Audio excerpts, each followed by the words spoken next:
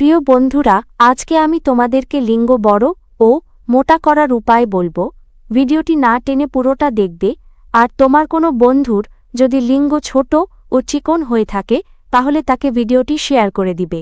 লিঙ্গ বড় ও মোটা করার প্রথম উপায় হল নিয়মিত সুষম খাদ্য খেতে হবে, যেমন প্রোটিন সমৃদ্ধ খাবার, বাদাম, ডিম, কলা, রসুন, লাউ, মধু এবং দুধ।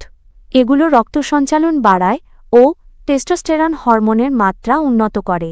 দ্বিতীয় উপায়টি হল তেল মালিশ করা। সরিষার তেল বা অলিভ অয়েল হালকা গরম করে দিনে একবার ম্যাসাজ করতে হবে। লিঙ্গের গোড়া থেকে মাথার দিকে হাত দিয়ে ম্যাসাজ করতে হবে।